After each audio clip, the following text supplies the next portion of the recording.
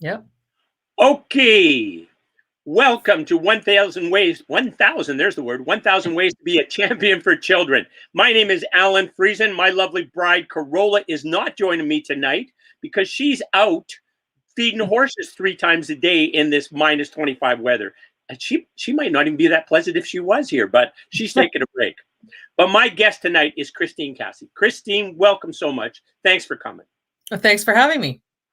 Christine is on a mission to get a child advocacy center here in Lethbridge, and we need one in a big way. When you talk about child poverty, we're like #1 in Alberta for child poverty. When you talk about child abuse and child sexual abuse, we're 2.5 times the national average. When you talk about intimate partner violence, we're #1 in Canada. That ain't nothing to brag about, but that's our reality. So Christine, how would that help in that environment? How would that make a difference? Well, child advocacy centers are something that started actually about 40 years ago down in the United States. It is a tried and true model that's evidence-based and based on research. It helps to coordinate the services that are needed for when reports come about children having experienced sexual abuse, severe physical abuse, or severe neglect. It brings together a multidisciplinary team of professionals from your community, the policing services, children's services, health services, medical services. I'm going to forget somebody within that, so that we can actually share information and make some decisions on where things are going to go. The best outcomes for kids is when we can actually do one forensic interview that gets all the information they need in a child-friendly environment where there is support, where there is cultural safety as well for them, so that you get the best evidence going forward to actually hopefully get a conviction of whoever did something to the child. It also means providing some services for the family immediately. As they're dealing with their own trauma and the trauma of their child, the non-offending family members need support. They need to know that they can get through this and that there are strengths that this child is going to have. And although life has changed, it doesn't have to define who that child is or who that family is. And they can go forward to be very productive and have very healthy, happy lives.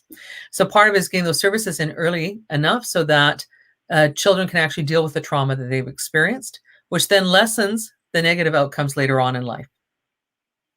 So Right. that's really what a child advocacy center is about. And so it's about those coordinating efforts. We have some of that happens in the community right now, but not enough of it. And right now people have to go to Calgary for those services. Yes, and if you're already traumatized and maybe you don't have a whole bunch of money and maybe you're limited in your ability to travel, well, that's obviously a huge problem going to Calgary. So Yeah, and we actually found that in our feasibility study that we did about 2 years ago, is that families were going broke when their kids were abused. So not wow. only are you dealing with the trauma of your children being abused, you're dealing with then making the decision on, do we go to Calgary to maybe get the counseling or to do other things that the child needs, but yet if I miss this shift, I might lose my job. I don't get paid for it, so then I can't pay the rent, or I have to choose between that and food, whatever that might be. And so it just complicates life even more when you're Yeah. dealing with. So what I hear you saying, if we had a child advocacy center, we would be able to get the testimony that we would need to be able to stop a predator with the minimum of additional trauma for that child, for that little person, right? And for the, or what was that, Christine? Absolutely. Yeah, yeah. And also making it easier for that family to be a family, to stay together and not cause more deterioration of that family, and hopefully the recovery going the other way to get the resources they need. Yeah. I don't know if I mentioned this to you, Christine. I just saw this like 3 or 4 days ago, and I was really amazed with it. There's a program. I'm pretty sure it's in Nashville, if I recall correctly, but it's Handle with Care, and it's basically when a police officer is called to a scene, and if there's a need, they call the child protection type folks, right? Are they called child protection folks here as well? Yeah. Yeah, you can call them that, sure. Okay. Anyway, they called it child protection folks for the kids who have obviously been traumatized, but then for other kids who might just have been there, or not even other kids, but if there's children there, that experience of having the police officer on site could have been a trauma, or could have been a challenging thing for them, that they just have an easy way, a text, an email, a fax, a phone number, whatever. There was 4 different ways, probably not fax, but anyways, where they would just notify, and then the school and all the teachers would know, Timmy, handle with care. They don't have to know any more details, but if Timmy is real tired and he's looking haggard, and he's got an exam he has to do or something. It's like, Timmy, you're taking a break today and we'll catch up that exam later, you know, that kind of thing. And I think that's brilliant. I think that is brilliant. It's funny that you had mentioned this program. The other day at our Sexual Violence Action Committee, SVAC, that we have in Lethbridge, we're looking over this manual that came from the University of Buffalo and the social work department there around trauma and how to create trauma-informed organizations. So starting right from the ground up on what you need to do to make sure you're trauma-informed, because we know buzzwords happen in our field, right, Al? So that, you know, a few years ago, everyone was diagnosing their own kids, and kids were diagnosing themselves with anxiety. So everyone was experts in anxiety, when that's really not the case. That's not what it means. The same thing is happening when we talk about trauma, that everyone talks about trauma now, but may not understand, you know, what trauma really is or how we should be responding to people with trauma.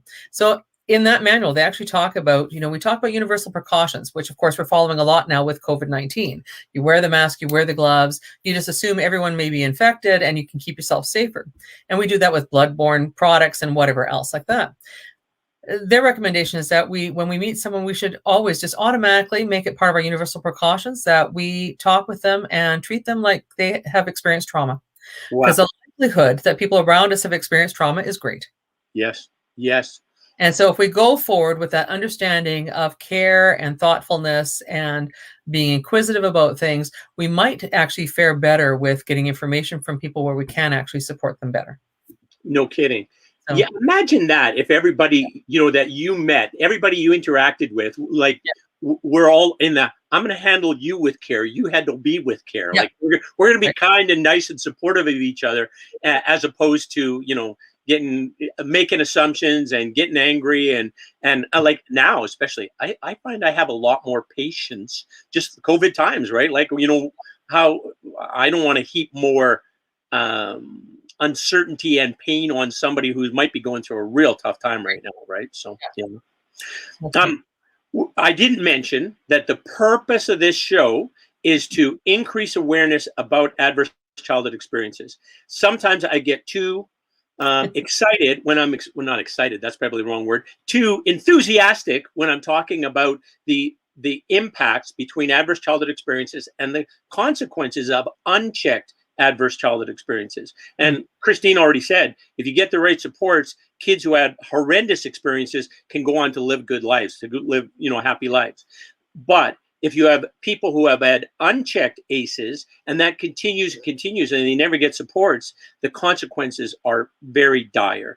Like poor health, poor relationships, shorter life, greater chance of being addicted, greater chance of suicide. Like anything that makes a good human existence, it's worse if you have high ACEs levels and they're unchecked. So, and that's why a child advocacy center is really needed for our area. When we look at the rates of child abuse and neglect that happen, we know that children where the trauma has not been addressed when they've experienced it are 26 times more likely to experience homelessness at some point in their lifetime. So we know if you make the investment early, we're actually going to be dealing with the issues that we're dealing with right now, but we're going to be dealing with that upstream again. So 15, 20 years from now, you may not see the same things that we're seeing in Lethbridge right now, if we can deal with that. I think if we were to survey, and I think that work has been done in Lethbridge, looking at who's making up the homeless population or the addicted population and what their early childhood experiences were, you'd find that their rates were very high. No question. Between neglect, between abuse, the homelessness they may have had, the mental health issues that may have existed in the family, addictions that may have existed in the family, the domestic violence they may have witnessed or been part of, all those things accumulate over time. And if you don't know how to deal with these issues, if you don't have that person in your life that cares about you just because of who you are, how do you feel that value for yourself? What is the messaging that we're giving to those people? I look at COVID now, and you think about how isolated people are, and we know that this is wreaking havoc on their mental health. We know our call volume is up by over 50%. As compared to this time last year, because isolation is playing into that. We're seeing more brutal assaults happening and things like that. Where was I going with that thought? But when we look at isolation, when people are isolated, you aren't getting that human touch. You aren't getting that smile every day if you're living by yourself. If, let's say, you're even working remotely, you may not be interacting with people. We need other people in our lives. to make ourselves feel balanced, to feel that value, to have those relationships. They're meaningful. We are a relationship-based race. We need that. And if you're that isolated, just think of how hard that is. Now, think if you're a child and you have no one that you can turn to. Yeah. I mean, and not only that, further to that, Christine, think of it, the children, anything that bad happens to them, they're raped or they're beat or they're neglected, they believe they caused it. And they will maintain that belief for the rest of their life unless they ever kind of revisit that and say, well, no, how could a 5-year-old child been somehow caused my dad to rape me? Like, you know, there's no sense that logic, but the child believes that because that's the only thing that makes sense in their world is that adult, if that's doing it, they must have been the cause of it, right? So I think that's go ahead. No, I was going to say, and think, we're only just more aware of ACEs now, even though, you know, many of us, as you know, you've been involved in the field for a long time as well. We knew that these things were true way back in the day, but we still had lots of judgments around things like sexual assault, like kids that were forced into prostitution or to trade sex for a place to live when they were 13, 14 years old. And they were labeled as being bad kids and all the rest of it, making bad choices. No one chooses this to happen in their life. So even the rest of us and our court system and the rest, we've had to do a lot of work on checking our bias and taking stock of all those old attitudes that have fed into this, that have made the trauma even worse.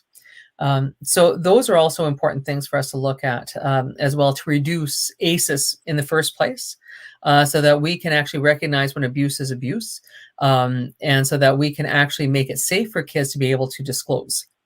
You know, so those are all important factors for us to look at.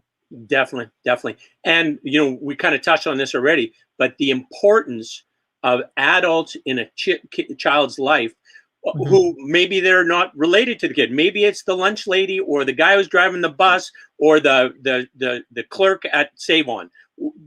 Anybody can make a difference in a child's life just by being able to say, hey, hi, recognize the child, right? I love it when we have these Zooms and mom's doing the meeting and you know, her boy comes around and grabs on and says, hey, introduce him. Let's hear who's this little guy, right? Because it's great to acknowledge, see these little people around, right? So absolutely. Yeah. And just having that value that someone else, you know, cares about you and misses you if you aren't around. And they do this because they aren't paid to care about you. They're just there. It's just a natural relationship. And so building those community relationships is really critical for kids and for families, right? We all need community. Definitely. And speaking back to if you are an adult that has suffered ACEs as a child and you haven't really worked through that, I would encourage you to get help. Man, there's all kinds of help that's available. And here's kind of the way it makes sense to me is whatever happened then is kind of like an emotionally charged trauma that where you believe you're at fault. And if you never get a chance to revisit and release that, you're always going to think that you're less than, that you're not enough, that there's something wrong with you. And there's nothing wrong with you. What happened was bad, but nothing wrong with you. And you can get that fixed and move on and have the best life you possibly can. So I discovered a couple minor traumas in my life. I've never had ACEs, I guess. I thought for a moment I did, but research, I did not. But I found 2 things of trauma, which were just little things that my mother actually said to me. Well, one involved a slap as well as saying. But anyways, the things that she told me at that time, that it kind of made me feel less than, like somehow that I was not worthy or not valued. And so in revisiting that, it's like, oh my goodness, how did that make any sense, right? And just revisiting that and kind of readdressing that, if you will, Big Alan went and had a chat with Little Alan and say, buddy, like, you know, your mom was having some issues then, but you're okay, right? So, and I'm not trying to get into a mom blaming thing because, man, women are amazing with their contribution to society. It's incredible what women contribute to our society, for everything good in our society. Well, and I would actually say along with that, I mean, we were talking about it today at work. We deal with sexual assaults day in, day out. That's what our business is at the Chinook Sexual Assault Center. And even when we look at that, you can become disheartened because the vast majority of sexual assaults are committed by men. But we have to remember it's this percentage of men that are committing those assaults. They're serial repeaters around assaults, but it's a small percentage of men. It's not all men that are bad. And so we always want to say that there's lots, and we have people who do rotten things in the world. There's no doubt. But again, it's this many not. And there's this many out there that are good, that are there to help, that are aware, and that want the world to go along well as well. So exactly, yeah, no question, yeah, and it is a problem of, and as we're saying, we're not blaming men as a group, but certainly men are the perpetrators in 98% of the time, kind of a thing, right? So the small group of men who, by whatever happened to them, or that they never got resolved, or I don't know, maybe there's just people that are evil too, I guess, or something, but that could be too, I guess. I don't know. Yeah. I don't know enough about that part. Yeah. I don't know either. But you know what? I'm surprised, Christine, that you don't, because you are a certified community traumatologist. I thought you knew everything. I thought you were like God. No. Oh, good. No, don't give me any type of titles like that. I always tell people I'm not really that bright, but I am industrious, So I always think there's work to be done. I'm committed to the field and committed to doing good work. I also know that the work is not just done by one person. It's done by a multitude of people. So we have a great team at the center. We're going to build a great team with the Child Advocacy Center. We work with community. That's why we're part of groups like the Sexual Violence Action Committee, which has several different players on it, from school systems to policing services to victim services to therapy, people who do therapy in the community. So we really look at what those service gaps and what those needs are at those committees. We connect with FCSS in the rural areas as well for what they're doing and their connections that they make with folks that live rurally, because we know that services aren't as much out in the rural areas. So what is the other thing that we can do? So we think we're all in this together. So I take no credit, and please, I don't want any type of people start quizzing me. It's like, I really don't know. I'll have to look that up. But, and I think that's powerful too. When we really don't know, we go and look it up, and we go and seek out who that expert may be in the community that can help. So that's important. Yeah. Definitely. And, the professional services like that you have through the Sexual Assault Center, and you're going to have through the Child Advocacy Center, and the Victim Services Units, and all of the professional services, they're great and they're awesome. And the people that do that, the men and women do that work, that's hard work to do. That's hard work, My goodness. But there's ways that any caring adult can make a difference. And it could be just by encouraging those that are helping those kids, right? Just to acknowledge what they're putting themselves in harm's way, emotionally at least, to do that work. And it's also any opportunity you get to be of some value to a child in terms of encouraging them, supporting them, saying hi to them, recognizing them. We can all do something in that regard. Well, and I always, some of the things that we do, and a lot of agencies do, is that outreach and education piece. And we do a lot of talk about, if we want to, do more about child abuse, then we have to know more about child abuse. So it's really important as individuals, even if you don't work in the field, by all means, find out what child abuse is, how to recognize it, how maybe to ask that thoughtful question if you see something, to know where to call if you see something. Pretend you have the camera rolling behind you so that you have this external conscience. How would you like to be viewed on the news today? Walking by a child who's hurt or reporting? So what are those things that we can do as individuals that could help things along in society? Contributing to children serving agencies as well in some way, either as a volunteer, through donations, through an investment in the Child Advocacy Center, perhaps. In all these ways, those are all things that we can do. So you can be as involved as you want. But I really think the powerful piece is when we can actually have presence in someone's life and be present when they're talking and show interest in what kids are doing. I've got a young man who walks around town here with his dog, who you can see may have some issues. You make a point to say hello and to wave and to say, wow, your dog's looking good. Nice to see you out. It's really cold today. Good for you for walking your dog. But just so they know that they can stop and smile and have a chat. It gives them someone else to talk to. Maybe I'll notice when he's not there one day and ask those questions. Right? Definitely. You're familiar with the Brain Story certification course, right? Yes. Who I was really impressed with this. I was talking to our new police chief, Shaheen, the other day, and he's taken that course, just recently taken it. And then he has requested that all his officers take that course as well.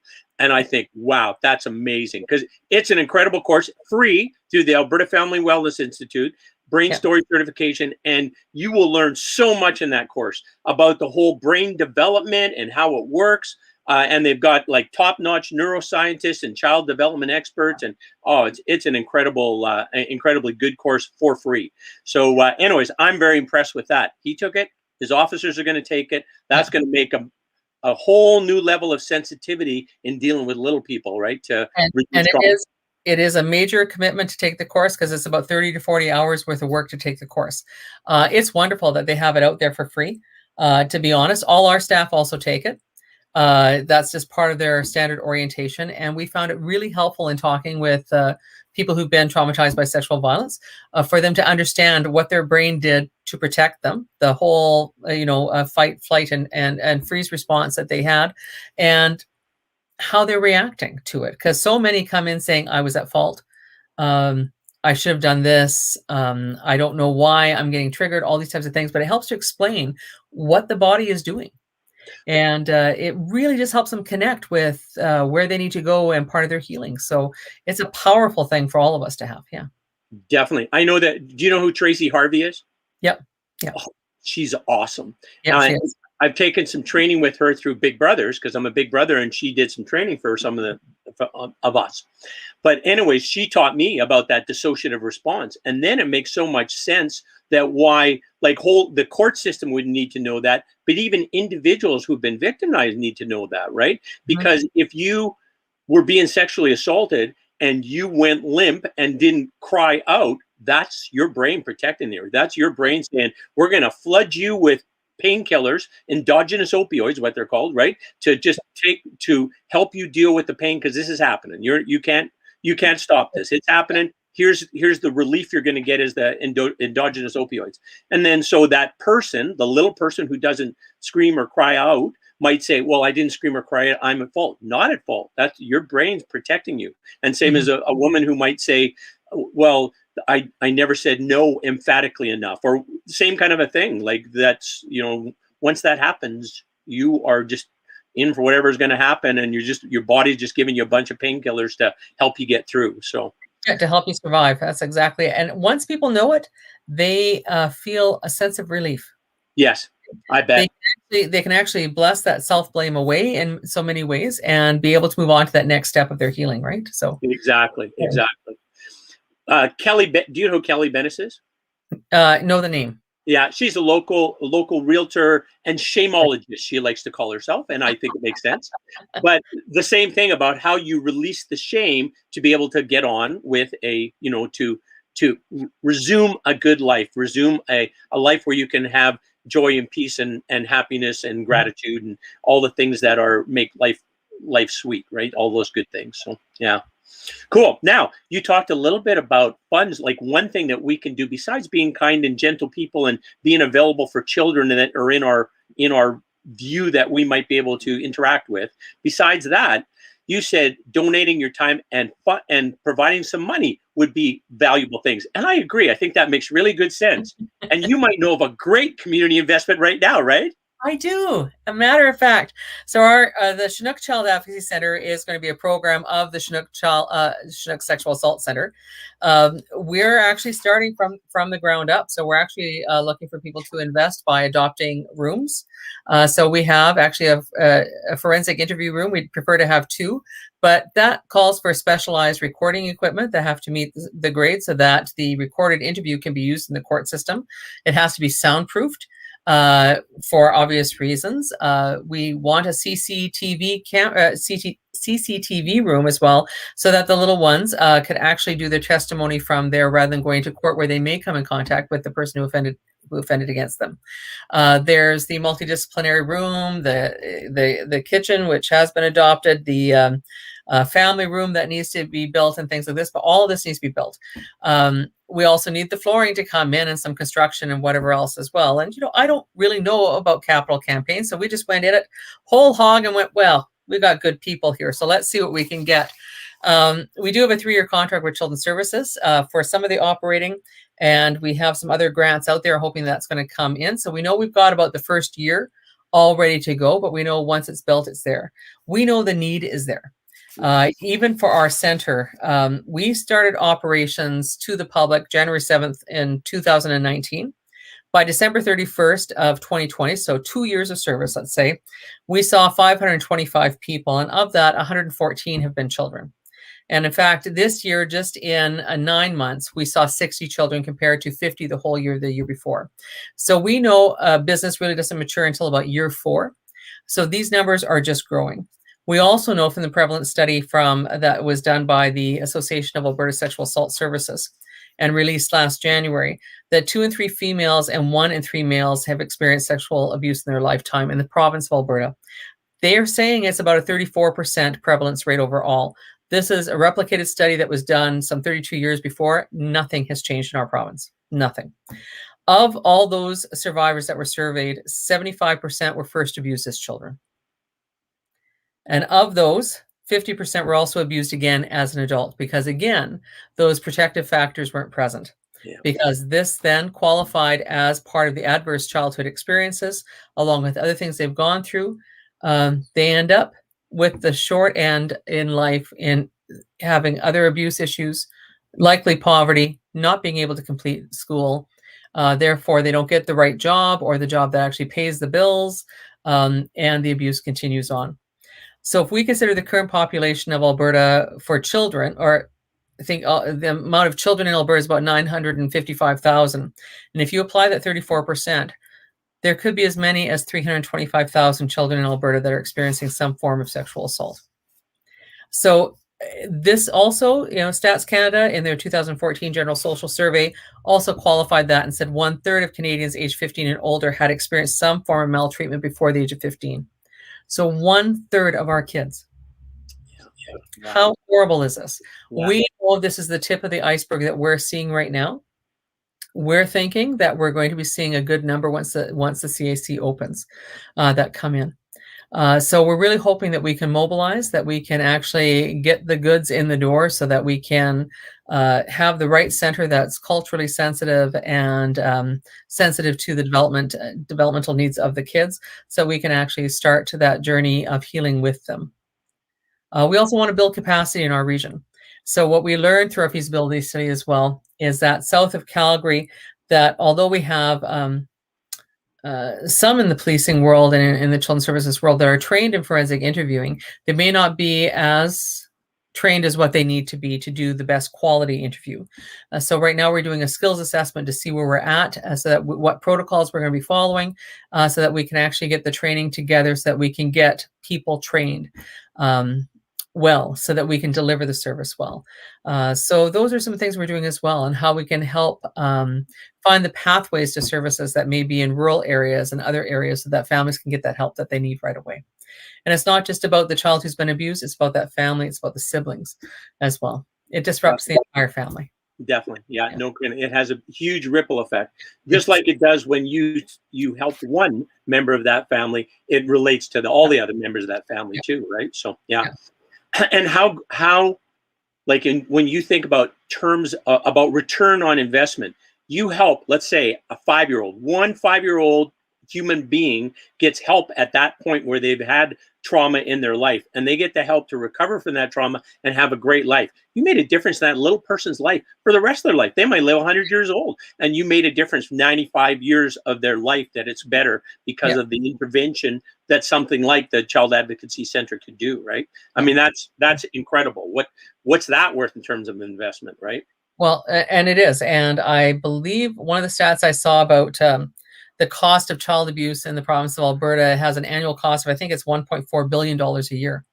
You think about if we can start to deal with that, and if we can lessen the chances of abuse happening again, if we have the help there early for kids, you aren't looking at those other costs that are going to come down the road. So we've already mentioned about homelessness. We aren't going to have the cost of homelessness, which you may think they have no place to live, but what could it cost? It costs a lot of money between policing and social services and medical services and all the rest of it that have to go in when it's a crisis. It costs a lot of money.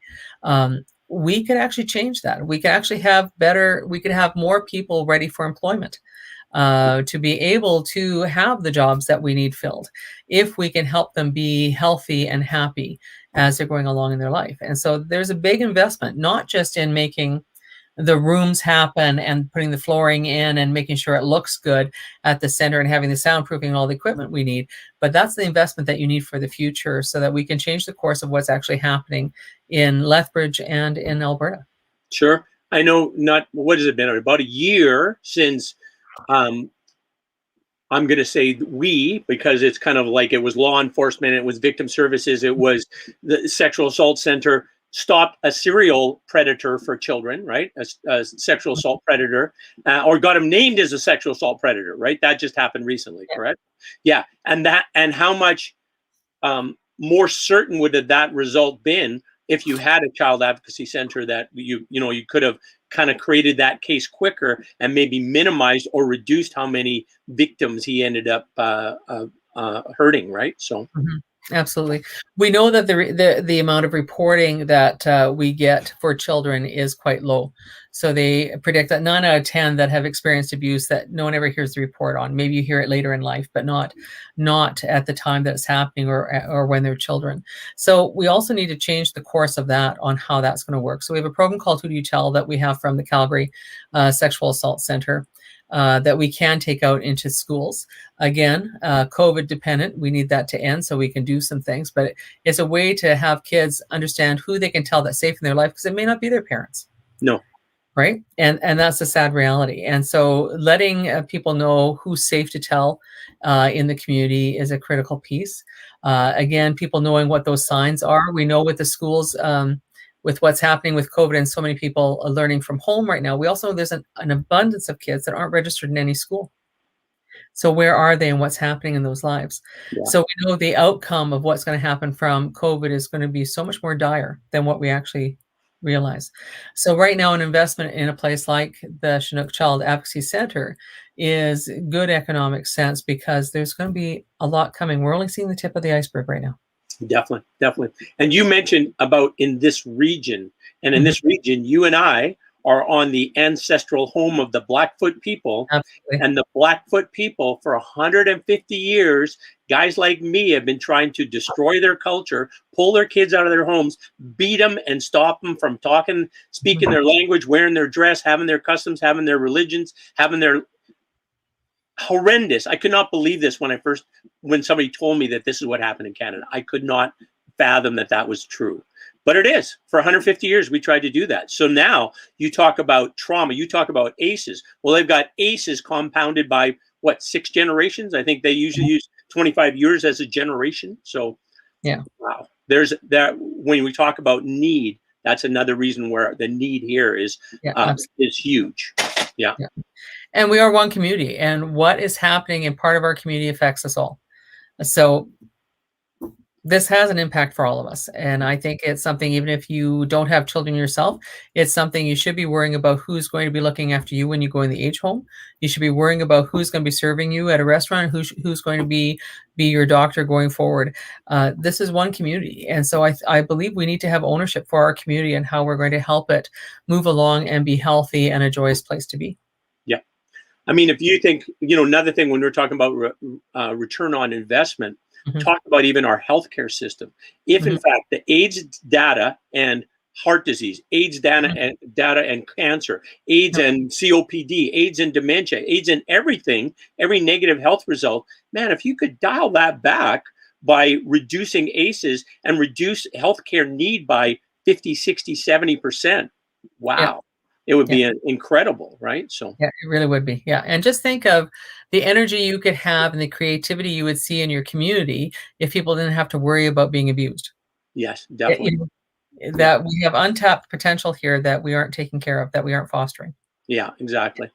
I know one thing where that Dr. Gabor Mate, and of course you know who he is, you listen to him, he's a very odd man, but a very smart, like I learned so much every time I listen to him. But anyways, he says everybody who is an addict has been abused. Everyone. Not everybody who's abused becomes an addict, but everybody who is an addict has been abused, period. Yeah. And that's his contention. And a lot of it, man, when you see, I took a course about suicide prevention recently, online one. And, when he was talking about just kind of where that trapped emotion of feeling helpless or hopeless or worthless when you're a little person, if you don't get that resolved, that always has it's kind of like a block to your growth and development, a block to your best life, right? Yeah. And so hopefully by creating awareness, we can make that stumbling block a little bit of a stepping stone instead to kind of move up to the next level. So cool. Yeah. More people like you, Al, right? That know about ACEs, that talk about ACEs, that are passionate about it, that just want to extend themselves. So your volunteering that you're doing is making a huge difference in someone's life and other people's lives, because this little guy is going to be telling other people about this great experience he's having, right? Yes. And feeling that worth. So that's fantastic. Yes. I sincerely expect to reduce the impact of adverse childhood experiences before I die. And my death is not imminent by any means, Christine. Good. I'm glad to hear that. I sent something like that in an email to a colleague about a week ago, and he writes back and says, "Are you okay?" No. Got him a little worried. So now? So for our viewers who want to get you a check, how much do you need? Well, it varies. We need about, I think it's $280,000 off the top just to do the rooms, which actually puts the stuff in the rooms that are needed. So that's the soundproofing, that's the equipment, that's the couch and the chairs and the fun stuff for the play therapy room and all those nice to haves. We still need to do flooring and some walls and things like that as well. So we're probably looking, it's a bit more than that. And of course, did I price anything out? Oh, no, of course not. What do I know? Sure, that's what it's going to cost. Yeah, so the way that people can get a hold of us is actually just to contact me at the Chinook Sexual Assault Center, either by phone at 403-694-1094. Send me an email. It's probably easier through the website. You can donate through our website or through Canada Helps. You can look up our campaign to do with the Child Advocacy Center or through the Chinook Sexual Assault Center. But all you have to do is give me a call. I'd be happy to receive that call and to work with you on what's going to fit best for you. Yeah. In these times, do you have any need for volunteers as well, or you can't really accommodate them with COVID anyways? Not right now. For the center, for the Sexual Assault Center, we're just recruiting for co-facilitators for our peer support groups right now. So we're closing that off at the end of the week and then doing some interviews and some screening and some training. We will be looking for some volunteers, probably for the court support piece for the kids, but probably not until late spring, I'm thinking.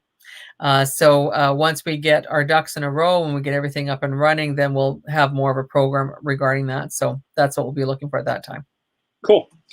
Sounds good. So just to summarize for new viewers, if you just came on, what we're talking about is reducing the impact of adverse childhood experiences. And unchecked adverse childhood experiences have an impact for the rest of that little person's life. So if you're aware that that could be the case, and you've had trauma when you're an adult and you had trauma when you're younger, I encourage you, I think Christine would agree, to revisit those situations where you might have felt helpless or hopeless or worthless and kind of reevaluate and kind of go from there to get the best health possible. Basically, you probably believe somehow you are helpless and hopeless and worthless, and that's not the case. Yeah. So that's kind of the advice we have for you is to do that. So, hey, Christine, can I tell you a self-talk, a tool that I've been using to improve my self-talk? That'd be great. Check this out. Do you have good self-talk? Do you talk to are you encouraging when you talk to yourself? Oh, sometimes. And I practice talking to myself all the time, what my conversations are going to be going forward. So I gain that confidence, which is always a tool. I tell people, if someone makes you nervous, you practice it first, then you can go in and say it. My husband says I look absolutely crazy because I'll be walking and talking to myself. The lips are going. It's not even in my head. The lips have to be going, So I try, I forget where I am sometimes because I talk to myself all the time. Staff will stop and say, "Are you talking to me?" Oh, no, it was just me. I was asking myself. I wanted to see if it sounded good. There you go. So what do you do? All right. So I'm not quite as obvious in my talking to myself as you are, but that's okay. Whatever works for you.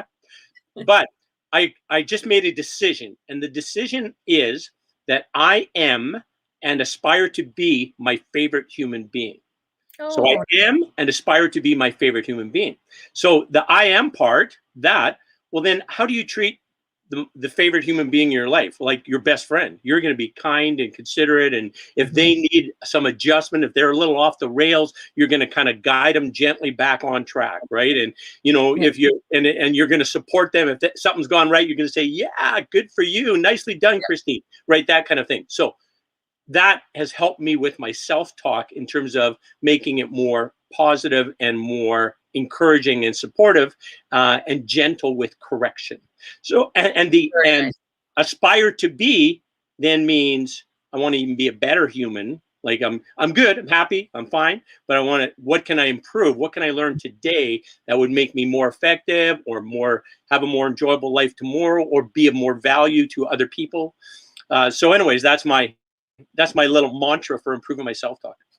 Well, I think that's wonderful. And I think about some of the things that we do at the center with people. We always try and find the strengths of what they're bringing.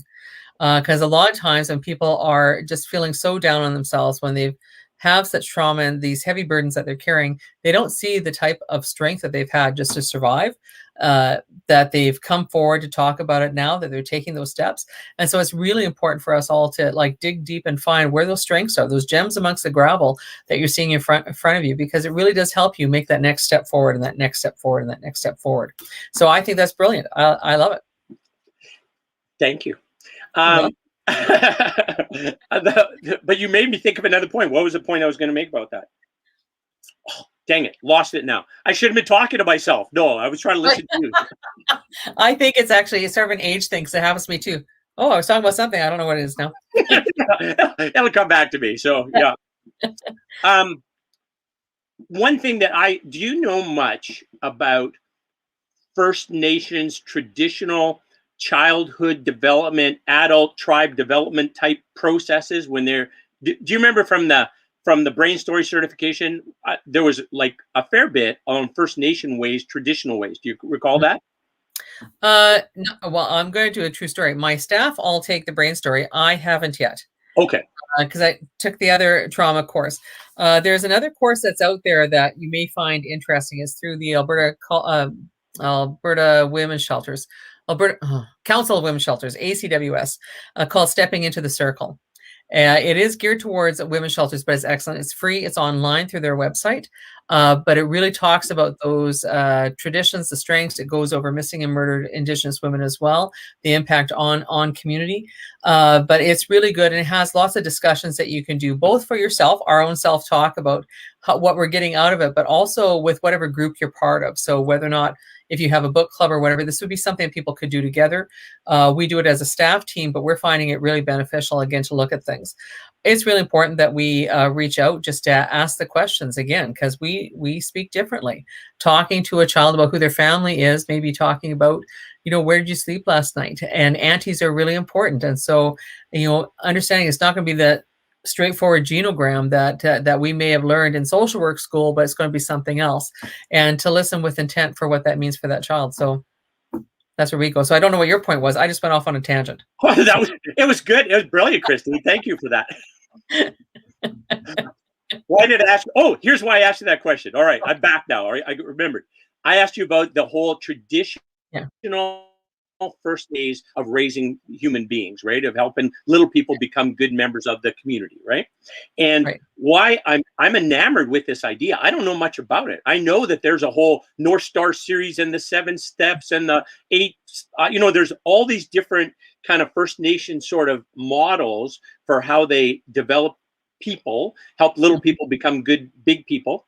And I'd like to know more about it, because I think that maybe adopting some of those models would serve the First Nations kids, of course. I mean, that's who is going to speak to their culture and their identity. But I also might be of value to non-First Nation people, because when you read Dr. Bruce Perry there, when he talks about horrendous things that have happened in little people's lives, and if they had adults in their lives that were helpful and wanted to encourage that little person, the impact of those adverse childhood experiences were way less, way more diminished, right? The resilience of the child went way up. So in that sort of a setting, if you had like 3 adults or 3 developmentally developed older siblings or auntie uncles, that kind of a thing for each child, imagine, the support that child would have and the care that child would have and the best opportunity possible to have a great life without huge obstacles, right? I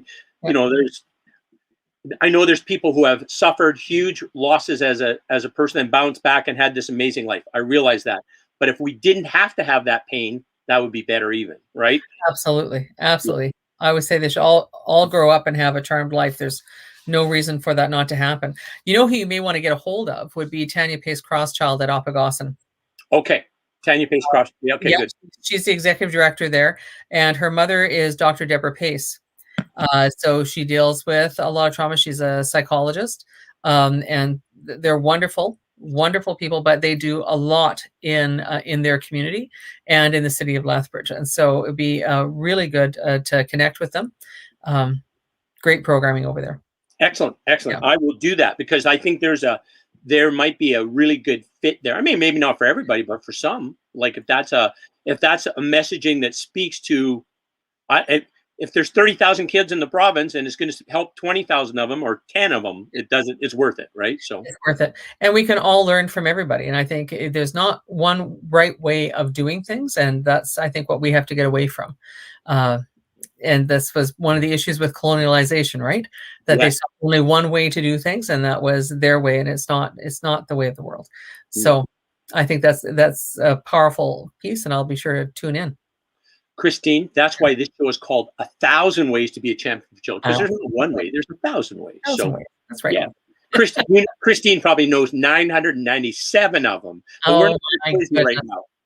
I can't even count that high, Al. So. All right. So what else haven't we covered here? Oh, wait a minute. Your work is stressful. You deal with some very challenging situations. What's your self-care? How does Christine look after Christine so Christine can come back every day with a smile on her face and make a difference in people's lives? What does Christine do? Oh, well, I think like you, I'm enthusiastic about the work. And so although I say, our numbers keep climbing, and sometimes I'll say it with a smile on my face, I say it because I am so grateful that people trust us. And so I like to invest in doing my own readings around things or some other trainings around things. I love music. I don't walk enough, but I do like to go for walks. I don't like going outside when it's this cold, just so you know. I have a good family. My husband and son are wonderful. My husband also worked in the field for a long time. So they're great people to talk with and just to release energy with. And I have a great team at work. And so the board and the staff are exceptional. And so we make sure that we take time. Our staff group, every couple months, we do a session on ethics and practice. So we can talk about different things that we may be dealing with that may cause some ethical dilemmas or may have us questioning ethics around things, that we can really keep our practice honest. We have regular case reviews so we can talk about what's going on. We have really an open door policy around things, and we try and find all the joy of all the good things that are happening and really celebrate when all those successes are happening. So that's really important, just to have that time together and to learn from one another. I think it's really powerful to be a lifelong learner, and that people don't buy into that, then they might be pretty stagnant and may not getting as much out of it. But I think we should always be excited about the work that we're doing.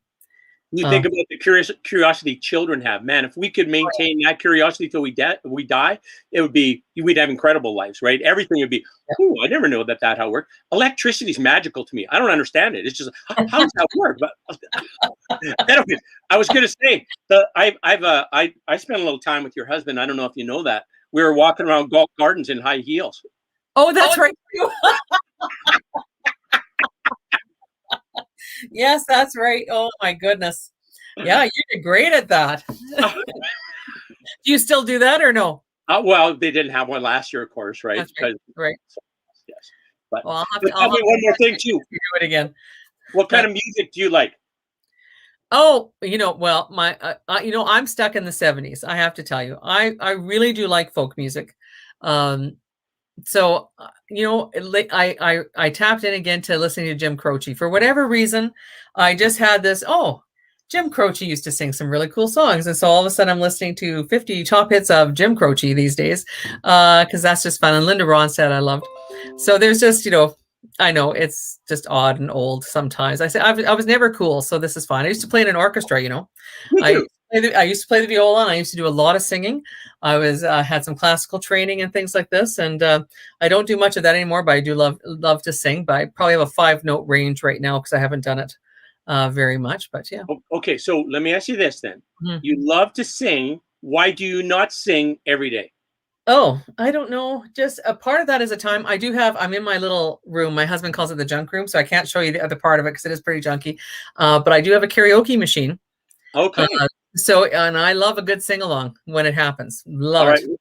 Let me tell you this, because I might be able to inspire you, Christine. You might dig this. Okay. So I love to sing as well. And Oh, for 40 years I didn't. Like sang very little, like didn't sing. And it's because when I was a young man, somehow I got my brain that, hey, this is a waste of my time. I got families, I got to be a dad, I got to be a husband, I got to make money. I can't be wasting my time doing this singing thing. And then just in the last couple of years, I started thinking, man, I love singing. Why don't I do more singing?